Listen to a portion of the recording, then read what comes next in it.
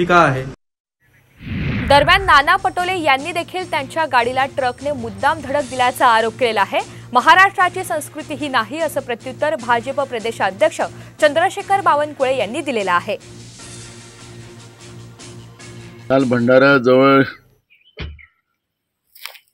आमच्या गाडीला एका ट्रकने मुद्दामून डॅश मारण्याचा प्रयत्न केला आणि त्याच्यामुळे गाडीला पूर्ण एका बाजूने त्यांनी घासत नेलं आणि आम्ही तर सुखरूप राहिलो, पण गाडी पूर्ण त्याच्यामध्ये गाडीचं नुकसान झालं।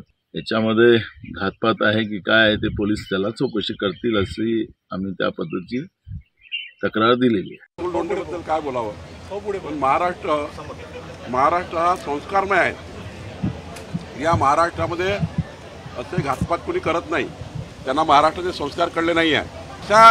अशा घटनेमध्ये जे राजकारण करतात ते राजकारण चुकीचं आहे। महाराष्ट्राचे संस्कार संस्कृती अशी नाही आहे। अशा प्रकारच्या टीका करू नये, अशा प्रकारचे बोलू नये। त्याबद्दल त्यांनी खरं तर संजय राऊतकडे शंकेचे पाल चुकचुकते आमची पण, कारण की ह्या आघाडीमध्ये जर नाना पटोलेचा जर कोणी जर दुश्मन असेल, विरोधक असेल तर तो संजय राऊत आहे। म्हणून याची पोलीस चौकशी झाली पाहिजे आणि कोण याच्या पाठीमागे आहे याचाही शोध घेतला पाहिजे।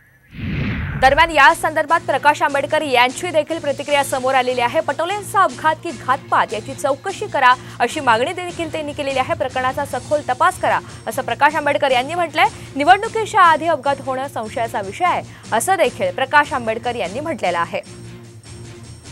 प्रकाश आंबेडकर यांची देखील भूमिका आता समोर आलेली आहे। त्यांनी देखील सखोल चौकशीची मागणी केलेली आहे। पटोलेंचा अपघात की घातपात याची सखोल चौकशी करा असं प्रकाश आंबेडकर म्हणतायत। हे अशा वेळेस ज्यावेळेस ॲक्सिडेंट होतो